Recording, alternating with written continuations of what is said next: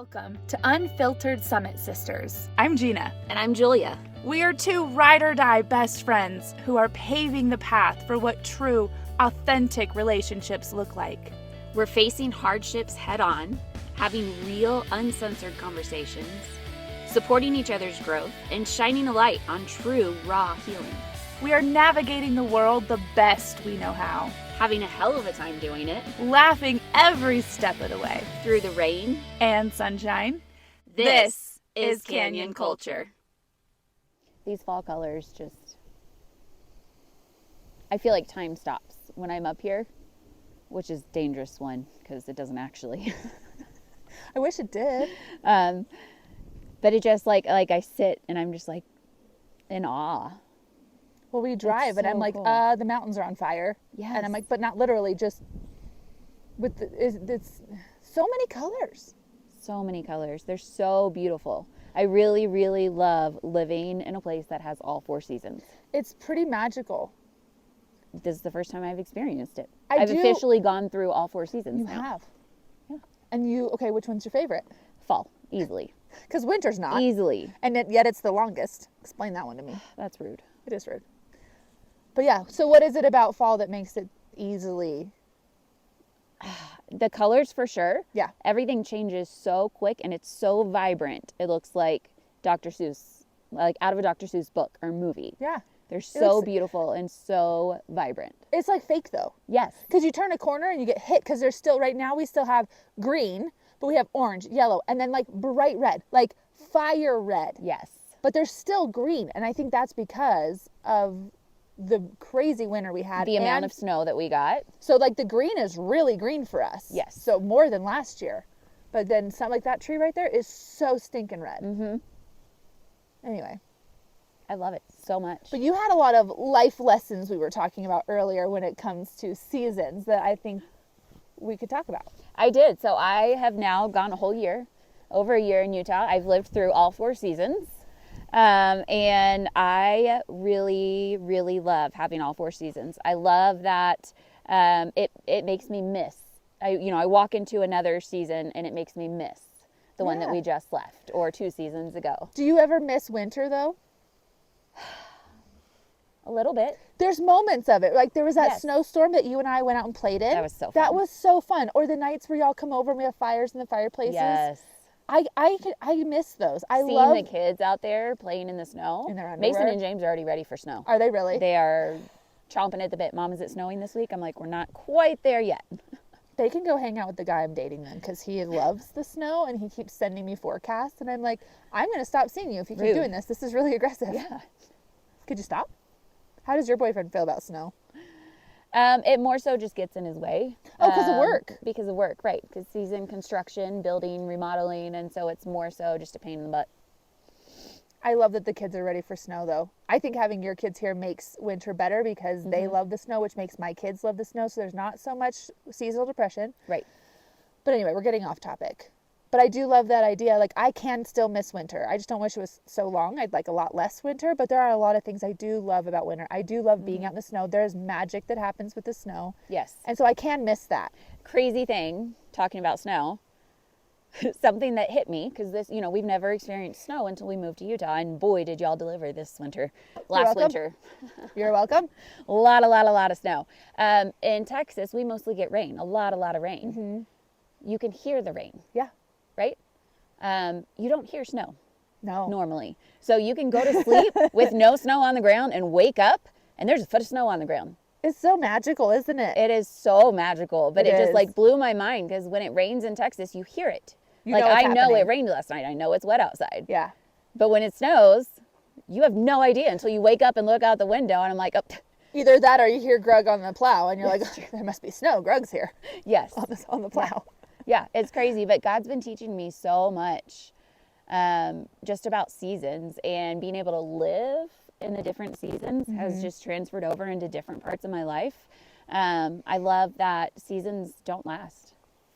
Well, you're talking lasting as far as here on this earth and then Yes. in our daily lives. Yes. So the season of diapers, the season of difficult teenagers, the seasons of Yes. attitudey preteens. None of it is forever. None of the season that you're walking through right now is forever. It's going to change. And each kid isn't going to be the same. I'm thinking kids right now. So one winter isn't compared to another winter. True. I do love that God is able to do that for us. We're able to because like how much, like in the scriptures, there's so much talk of like parables. There's so many Yes. teachings through parables, and we get to live through that. We can sit there and go, we have this earthly cycle that we're going through, and we have so many feelings that we get to come from it, but then we can mirror that in our daily lives. And I think that is important for us to remember, because so much of parenting and motherhood, and then we've got that added bit of single parenting that is hard as hell.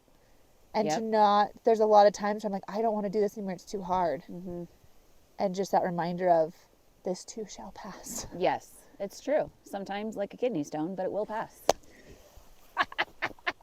It's true. Some seasons feel like that. So God gives you kidney stones so that he can be like, sometimes it's going to hurt like hell, but you can still do No, it. God does not give me kidney stones. He may allow them. He doesn't give me them though. Oh, like a kidney stone. That's so funny.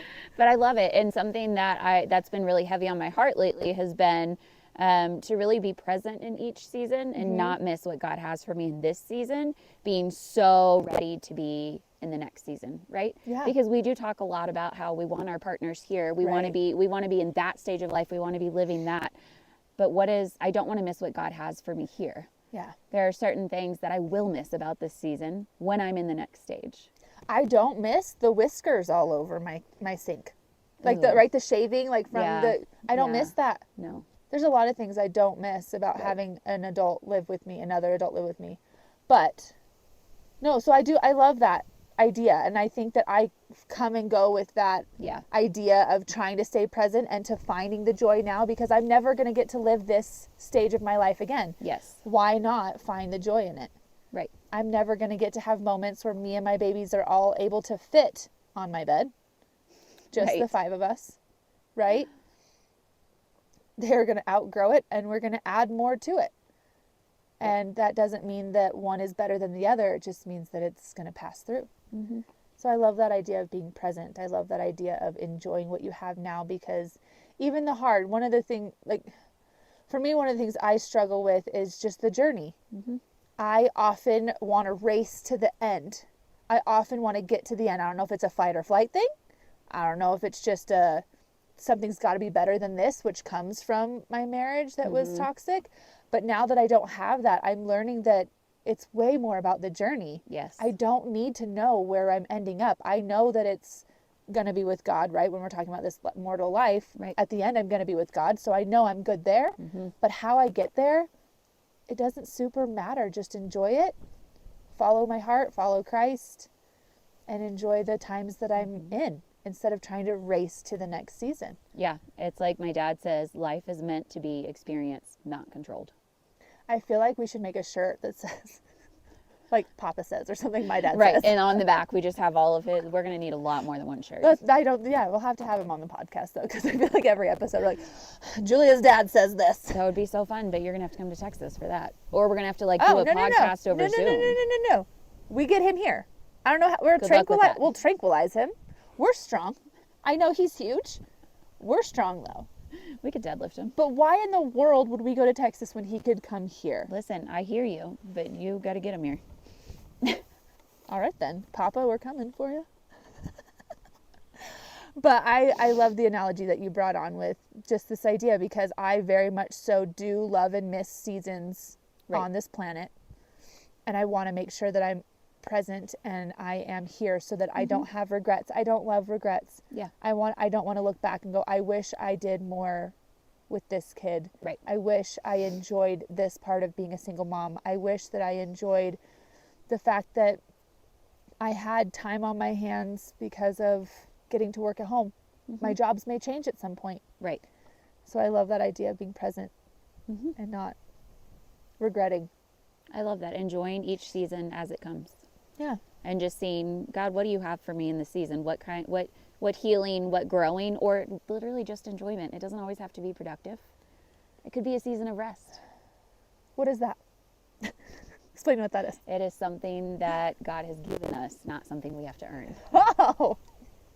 But I also am finding. So I've been told.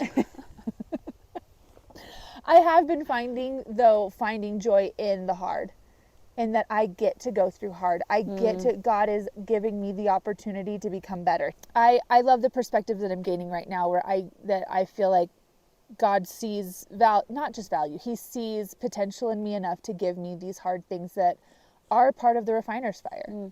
And I want to enjoy that and just sit there and be like, I can do this. I can get through this. And the blessing is that I am capable. He's not going to put something in front of me that I have potential of failing. That I have no option but to fail. Right. With him, I can do anything. Absolutely. And so if he puts in front of me a child with special needs, that's because I'm going to gain something from it. That child's going to gain something from it, and we are going to become better because of it. And it's going to hurt like hell, and it's going to be really difficult, but I get to have that opportunity. Absolutely. And you never know how he's going to use that in the future. I love that. Maybe it's one of your grandkids Yeah. in the future that needs help. Or maybe it's not. Maybe it's, this podcast takes off and we are going around and speaking to women, and a mom comes up to you at an event and is just where you are right now. Yeah. But years down the road, and you have the experience to sit in it with her for a little bit, to let her cry, to give her encouragement and advice, and that's something that is a turning point for her.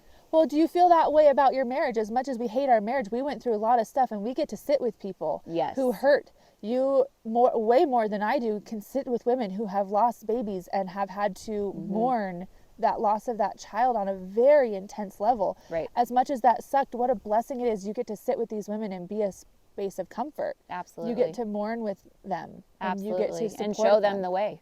Yeah. So I think that, all of that. And something I pray often is to be an instrument in his hands. And I think by asking that, he's like, okay, you're asking for that. Here's a trial that's going to get you to be a sharper tool for me. Right. For these other things. And that was one of those, don't pray for patience, because then you get tested with more patience. I feel like asking to be an instrument in his hands is a lot like that, where he's like, all right, let's put you in the next refiner's fire, because I need you to be a little bit more shiny, or I need you to have this extra tool so that you can perform these things. I think that I came out of the womb a little too controlling, and God was like, here's one kid. He's like, nope, not fixed. Here's another one. Nope. And we just kept going until now I have 6. And you throw your hands up. I think I've learned my lesson. Have you? I have. Perfect. I love the life lessons, and I love the perspective that you often share with me. And so I'm grateful for the conversations that we have and the openness that you have, and your willingness to look at things really raw and offer advice and opinions to me about raw things. And I love that we have a relationship where we can say those hard things and they get, I hear them, if that makes sense. Yes. And so when you give advice to me that may not be my favorite thing to hear, I don't take offense. I'm able to go, she loves me, and this is something to make me better. Right. And that's what we're here for. And I love this space where we get to have these conversations and we get to grow. And I love the lessons that you are constantly teaching me through fall, through literally this season, the physical season of autumn. You are here teaching me about how I need to be more present and what that should look like for me, and where to sit in more gratitude, because life is going to be hard, but why not choose to see all the shiny, the glimmers? The glimmers. Why not look at all the glimmers, because the triggers are going to come no matter what. Right. So I'm grateful for all those things, because there was a lot. There is a lot. I am grateful for my time with God lately, and just the way that he speaks to me. A lot of times it's through prayer. I think more often than not it's through journaling for me. And that's where a lot of my thoughts and advice and opinions come from. It's coming from him. It's not me. It's not my own thoughts or my own mind. It's from him and what he's inspired me to say, or what he shared with me during our time. And so lately we've been talking a lot about seasons, God and I. We've been talking a lot about seasons and how amazing they are, and experiencing them in real life for the first time, and being able to apply that to all different areas of my life has been really cool. I love that. I love that you're having a good time with God. That's awesome, because sometimes it's hard. Yes. We do a whole that episode. Write that down. Start again. Okay, well, we'll see you guys next week. Thank you for listening to this week's episode of Unfiltered Summit Sisters. Come join us on Instagram, Facebook, and TikTok to get a sneak peek into our lives. It's beautiful, chaotic, crazy, and fun. What else would you expect raising 10 kids? All the links you need are in the show notes. See you next week.